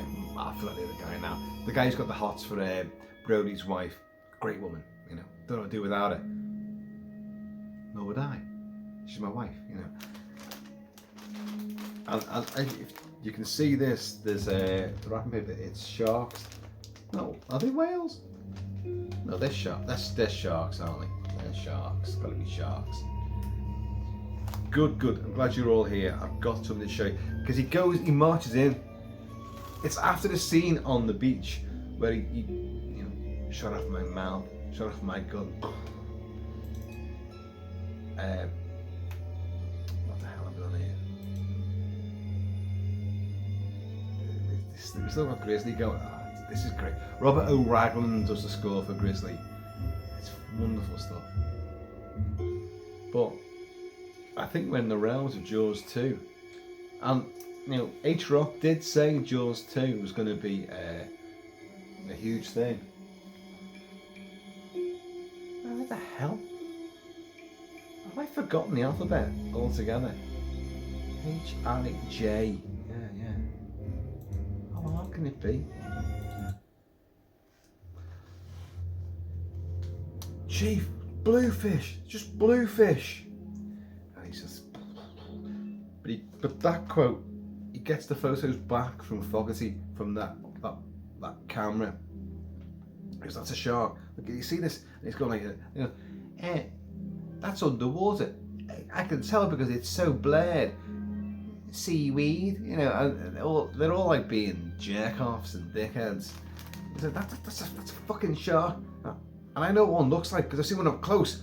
And believe you me, I'm not going for that hell again.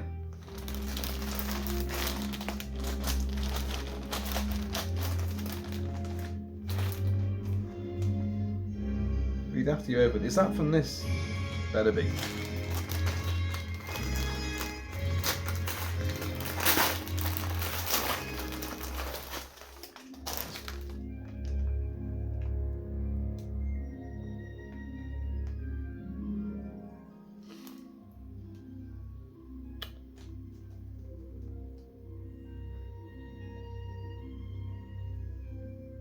I think I know what that is.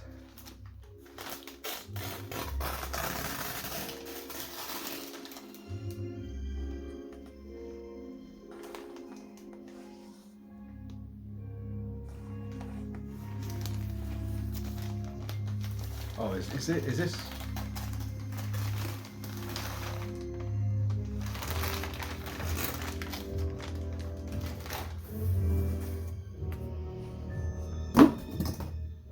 It's a work shirt, khaki.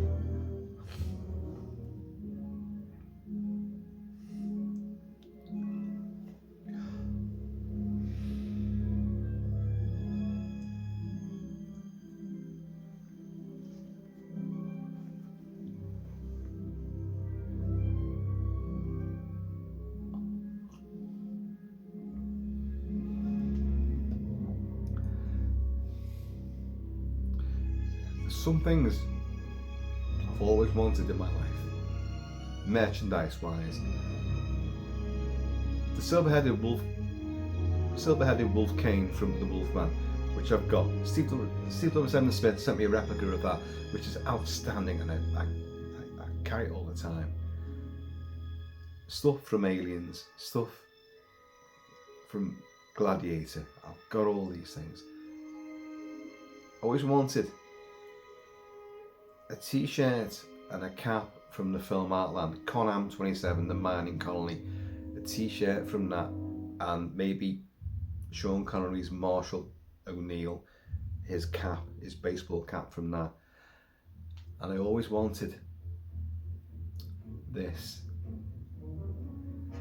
Brody shirt, Brody's police chief shirt.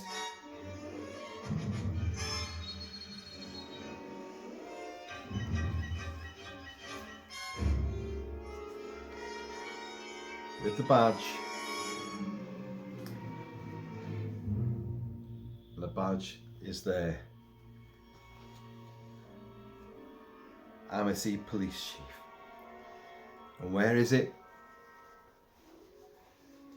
It's on the right, which, as we know, is wrong. I did a video on this.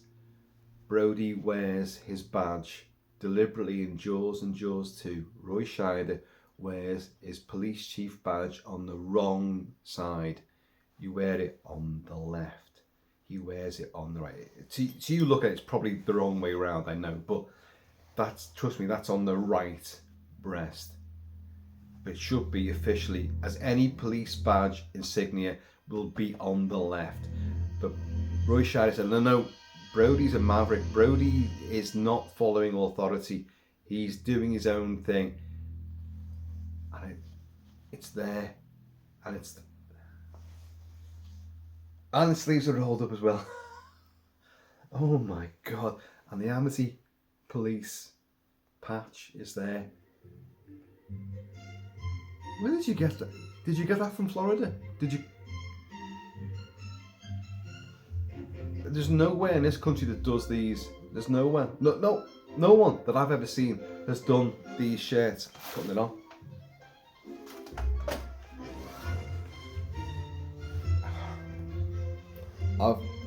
I've put weight on, you know, because I'm drinking pints these days. Am I going to get this on? Oh, I've got it on. It's all right. I've got it on. I'm never going to take it off.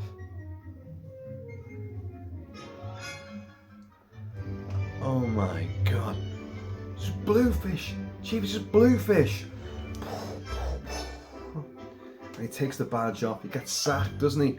It's like he gives it to Hendrix, you know, it's going to look a lot better on you. It looked on me. You know, bum, bum, ba, bum, bum, ba, bum, ba, bum, ba, bum. Come on, for Christ's sake, you know. Chief, I just want to say, you're the greatest. Oh, Jeff. Okay, Shida never had hair like this, let's be honest. H-Rock.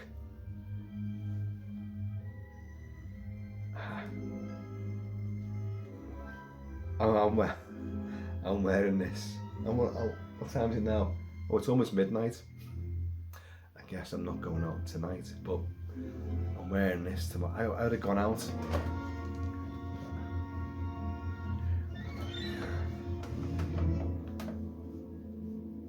I know you're seeing it the wrong way around now, but that's on the wrong side. It'd be interesting to see if people actually know, like Erica Eleniak, you know, with my chesticles.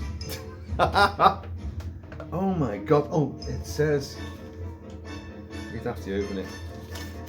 This was for this, wasn't it? No.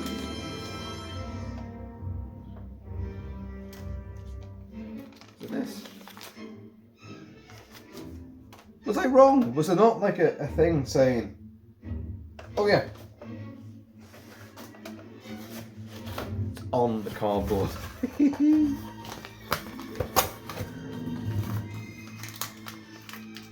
Oh, you're drinking the good stuff.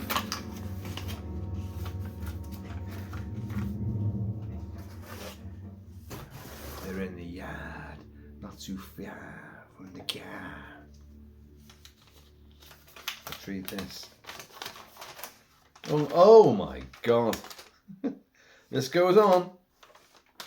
Hey Kilt-Man, you've done so many wonderful videos dressed as Quince from Jaws. I thought it'd be fun if you did some or at least one dressed as Chief Brody, especially from Jaws 2. And since you always have your kilt on, even when playing kilt, Quince, kilt, when playing kilt. I decided to do my best in throwing together something that looked like Brody's police shirt from Jaws 2.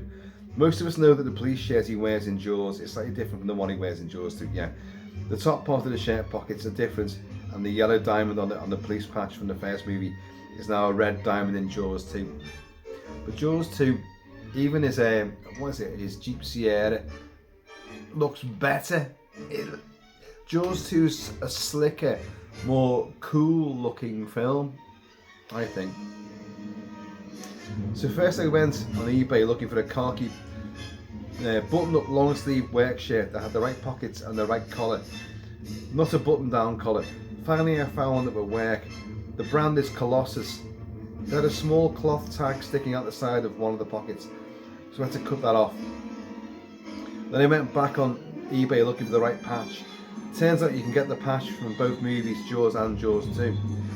But I was committed to doing Jaws 2. Especially after getting the shirt with the right pockets.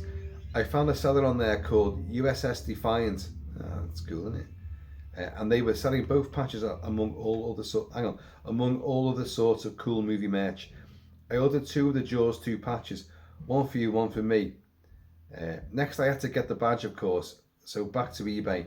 There I found a seller called the Drive-In Guys, and they are beautiful, heavy, exact replicas of Brody's badge. Fancy price tag, but well worth it. Well, very definitely well worth it, mate. Absolutely well worth it. I hand sewed the patch on and now just stuck the badge on like you would with any button pin, so it can come off, and I can give it to my deputy, if need be. Usually official badges are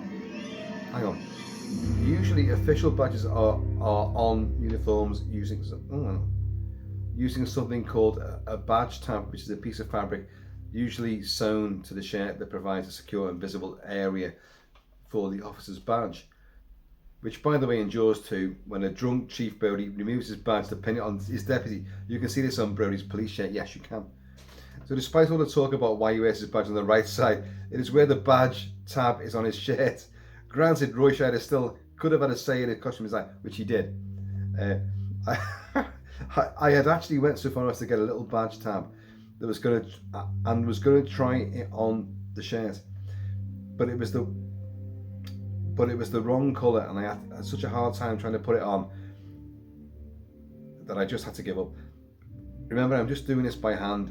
If wearing it the way it do, if wearing it the way it is doesn't work out for you, you might be able to find a better way of wearing it.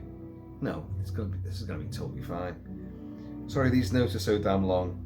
Anyways, I always loved Jaws and Jaws 2 just as much as you do, and I thought you'd get a big kick out of this. I even rolled the sleeves up for you. Like Brody wears it in the movie. Happy birthday, mate. Hope you get many more wonderful gifts and hope you have loads of fun on your birthday. Cheers. He's a good little artist. Oh, you probably can't see that. There's a great big beer steiner there frothing away, and what looks like a really fiery, melty cake taking place there. You can imagine like Brucette from Jaws 2 getting flambéed, trying to take a bite out of that cake. Mate, this, yeah, I'm not doing it justice right now with the hair the way it is, but trust me, I'm going to wear this a lot. That's absolutely outstanding. I love it, and the badge as well. Oh! You know, my deputies, like Sean Connery in Outland, you know, my men are shit. So I'm not going to give that badge to any of them. No matter how much I fuck up on the banks of the River Mersey, you know, shut off my mouth, shut off my gun, you know, I don't care how many mistakes I make, that badge ain't going to anybody else. No one else deserves it, because I know what a shark looks like, because I've seen one up close. I'm actually stunned. I'm stunned by all of it. The Mummy, Frankenstein's monster, Dracula, the coffee warmer, for God's sake, Phantasm, books, magnets. Finally I've got Werewolves, so I can. Well, I guess I'm gonna have to review it now, aren't I? And we've got this little brute here, Brutus. Look at that. That looks amazing, to be honest. That looks really, really good. And from what he said, you know, what you've said, it's so simple what you did as well, and yet it worked so well. Sharpies, black pen, and other bits and bobs that shade it in.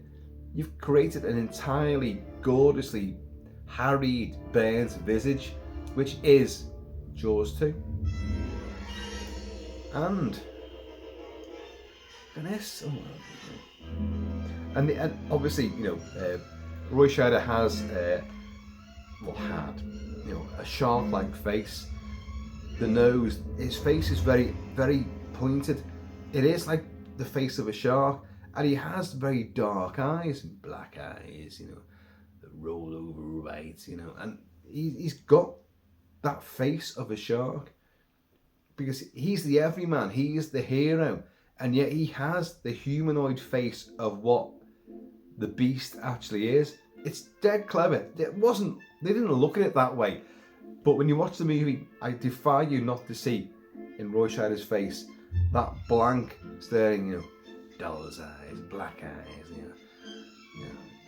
When he comes at you, doesn't seem to be living, you know. He's got that kind of face, and his nose sort of turns like it's the blunt snout of the shark that's butted into the hulls of boats before and smashed open cages, you know, the bars of an undersea cage. He's got that look, and it's clever, and it's why it works on so many primal levels. The characters work, their faces work. Dreyfus, Hooper, he's curly-headed, and he's like, you know, he's just, hey, light and effervescent, you know, and all that kind of stuff. Quint, well, Barnacle Bill, he's the salty old, you know, he is a lightsaber in the sea. That's what he is. But Brody he's our conduit into the movie, into the saga. and he's the figure of authority on the land. The big Yahoo on the land. That's Drake. That's stupid, obviously, but But on sea, a master, a mate, there's too many captains on this island, and it's my charter, it's your party, it's your charter, it's my boat, Brody has no authority on the boat, so all of this has to be left behind. The badge, nothing means anything to Quint. It's my boat, but all three will have to work together and find a begrudged sort of camaraderie and a bond which is going to help save themselves. It's outstanding. I'll be talking a lot. Jaws' 50th anniversary this year, and of course, a few weeks' time we actually have the anniversary of its debut, and there'll be a lot more videos. I can guarantee you that. And look at this. Can you see this? Look, this is gorgeous. Oh, Jeff, it's okay. It's okay. See, Jaws 2, and if you look at Jaws 2, when he does go back home after, he goes to the selectmen and the mayor, and shows the pictures, and they all, let's just go into the room and you just sit there, Martin, and we'll just take a look at the pictures and we'll make up our own minds, okay? And all that, and he gets fucking fired. He comes back home and he kicks loads of cans out of that Jeep Sierra, and drink driving, and when he goes back to the house and Hendrix is there with Ellen because he's heard, and he's just horrified about what's happened. One of the big yellow barrels from Quint's boat is there outside the house, and it's a big plant pot now. They've got plants growing out of it, but as he walks in, you only see it in that scene. And he walks in, he looks at it like that, and it's a great sequence. It just pays back to the first movie, and why wouldn't he have that? It's not. They don't draw attention to it. They're not like, oh, by the way, folks, see this yellow barrel? Aye, that's from the first movie. Hey, it's just there, and when you're a fan, you go, oh my god. And I know loads for years and years, decades, who never even clocked that. It's just a beautiful little touch. And speaking of beautiful little touches, I am kind of stretching out of this. No, without anything underneath, that's going to be fine. Work shirt, That's Bruce Campbell saying, work shirt. Isn't it great? I've got to go on the surf and pull out a charred body, bit of driftwood there, bobbing in, getting wet. Khaki gets really, really wet. The wet just goes whoa all the way up. You've only soaked your toes, but it goes whoa all the way up your body.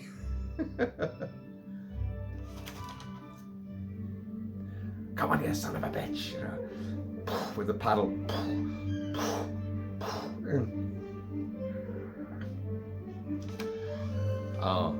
Folks, I think about it all. The bloodstains, happy birthday. The bloodstains, by the way, are outstanding. When have you ever heard that phrase before? The bloodstains are outstanding. Well, they're proper smears. It does look like something, and the handprints. That's amazing. This was not a boating accident. We'll have to amend our reports. But look at this. Oh, here we go.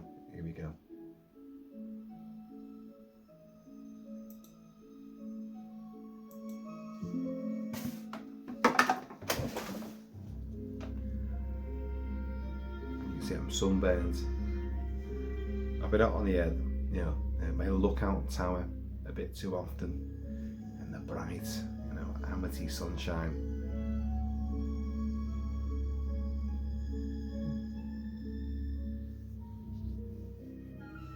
Look at this. Oh my god, I'm actually blown away by this. I've always wanted this, always wanted Brody shares, and I've looked over the years. Periodically, I've looked, and there's been really massively overpriced replicas, and you always see the Brody screen, motion screen used share pops up at different auctions all the time for vast, ridiculous prices. I've got props and costumes from Gladiator and stuff from other movies, but this was always it's unreachable. Couldn't do it. But what does it matter? Because this version is out bloody standing. I'm gonna be out on this tomorrow. No matter what the weather's doing. It could be cracking the flags. It could be 30 degrees tomorrow. I don't care. I'm wearing this. Sleeves rolled up, and I'll go into Fogarty's to get my photos developed. And I might get drunk and I might fool around. I always do. H-Rock, mate. I'm absolutely stunned by this. This is an absolute beauty. Working pockets. Let's just check. Can I get my mobile phone in there? Can I tuck it in? Put my earphones in. Maybe. Not quite. It'll be on my Amity police belt, my utility belt.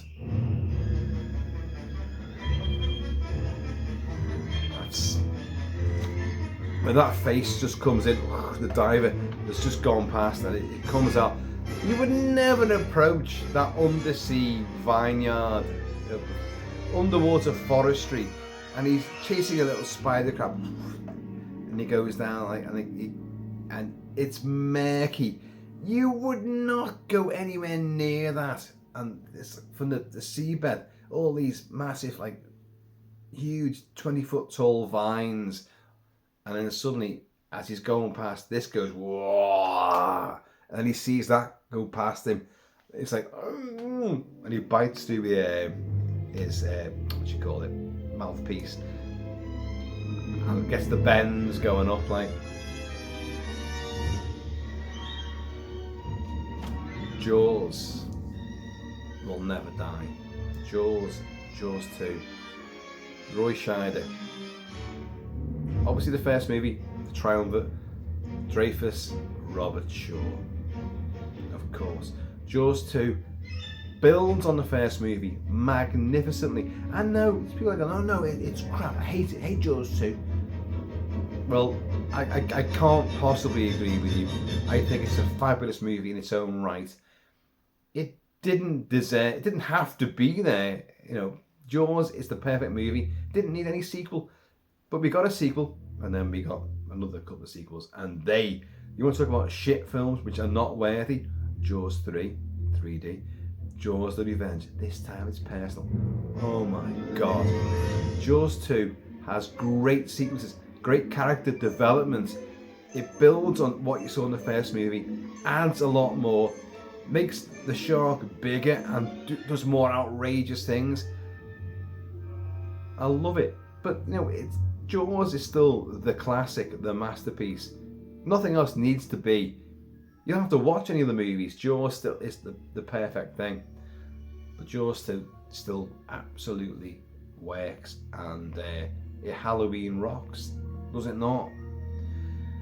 Right folks, I have been always shall be Kilt-Man, so please in the meantime and this ever bloody boxed birthday extravaganza in between time, please keep it kilted, keep it Celtic, and I'm going to see you all on a white sandy beach near you.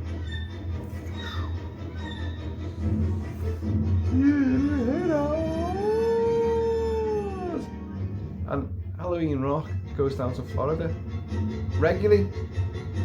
Proper big white sandy beaches. Our beach just down here. We could be surrounded by beaches. You don't know that, but we are. We're surrounded by beaches. They're not white. They're not particularly pleasant. and you've got the Irish Sea and the Mersey estuary and the River Mersey. And massive docklands and huge big War of the Worlds, Steven Spielberg War of the Worlds cranes are over there.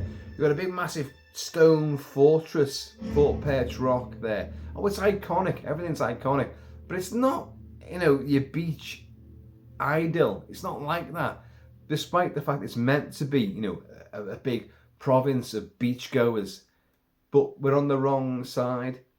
The Welsh Mountains, Liverpool's behind you there, the Mersey's behind you, the Welsh Mountains are there. So you don't really get the well, actually these days you do get the sun. The sun's amazing.